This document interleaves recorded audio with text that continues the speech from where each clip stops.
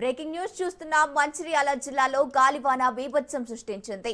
భారీ ఈదురుగాలులు, వర్షంతో చెట్లు, విద్యుత్ స్తంభాలు నేలకొలిగాయి. పలు ప్రాంతాల్లో విద్యుత్ సరఫరా అంతరాయం కలిగింది.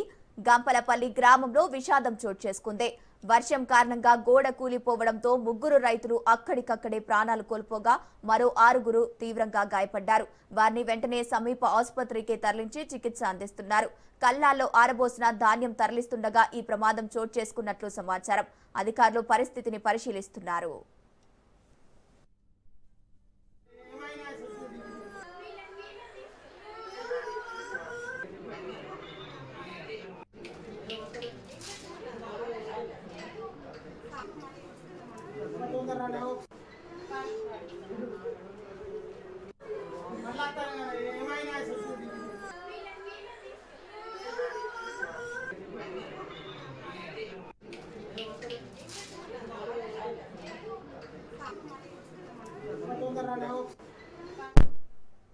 రాత్రి కురిసిన అకాల వర్షానికి గోడ కూలిపోవడంతో 3 రైతులు అక్కడికక్కడే ప్రాణాలు కోల్పోయారు.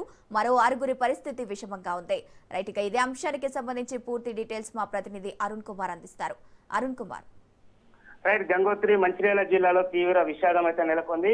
వరి ధాన్యాన్ని కాపాడుకోవడానికి వెళ్ళినటువంటి రైతులకు కరెంటు షాక్ తగిలి కూడా 3 రైతులు అయితే మృతి చెంది రాత్రి కురిసినటువంటి అకాల వర్షాల రైతుల కుటుంబాల్లో అయితే విషాదాన్ని నింపిందని చెప్పొచ్చు. ముఖ్యంగా కూడా లక్ష్మీపేట మండలానికి సంబంధించి కూడా కొత్తూరు, గంపలపల్లి గ్రామాల్లో వరి ధాన్యాన్ని కాపాడుకునేందుకు రాత్రి దాదాపు